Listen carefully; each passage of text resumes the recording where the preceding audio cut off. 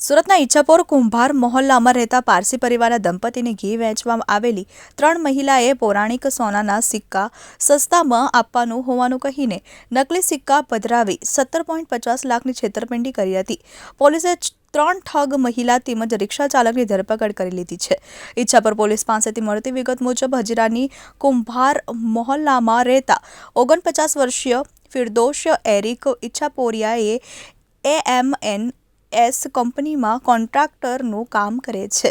ગઈ 3 ઓગસ્ટના રોજ ઘી વેચવા આવેલી મહિલાઓ ફરી પારસી પરિવારના ઘરે આવી હતી. ઠગ મહિલાઓએ ફિરદોશની પત્નીને મહિલાઓએ રાણી છાપ પૌરાણિક સોનાના સિક્કા તેમની પાસે હોવાનું જણાવ્યું હતું અને તે સસ્તામાં આપવાનું કહી ઝાંસામાં લીધા હતા. બંને સસ્તું સોનું મેળવવાના ચક્કરમાં તે સિક્કાઓ તેમણે 5 લાખ આપવાના નક્કી કરી 3 લાખ આપી બાકી પૈસા થોડા દિવસ બાદ આપવાનો વાયદો કરી સિક્કા મેળવી લીધા હતા. જેમાંનો એક સોનાનો સિક્કો અસલી હોવાનું જ્વેલર્સને બતાવીને ખાતરી કરી હતી. ત્યારબાદ 13 સપ્ટેમ્બરના રોજ બપોરેના સમયે ફરીવાર 3 અજાણી મહિલાઓ પારસી પરિવારની સાસુ વહુને વિશ્વાસમાં લીધા હતા, જેથી ઘરમાં માતા અને દીકરાના સારવાર માટે પડેલા 15 લાખમાંથી સાસુએ સિક્કાઓ લઈ બીજા 14.50 લાખ આપી દીધા હતા.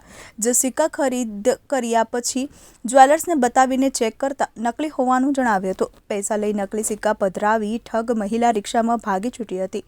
તપાસમાં ઈચ્છાપુર પોલીસને તમામ આરોપી અમરોલી SMC આવાસમાં હોવાની બાતમી મળી હતી, જેને આધારે પોલીસે વોચ ગોઠવી 3 મહિલા સહિત એક રિક્ષા ચાલકને ઝડપી પાડ્યા હતા. તેમની પાસેથી ગુનામાં વપરાયેલા 30,000ની રિક્ષા અને 1 લાખ રોકડ મળી કુલ 1.30 લાખનો મુદ્દામાલ કબજે કરી વધુ તપાસ હાથ ધરી છે.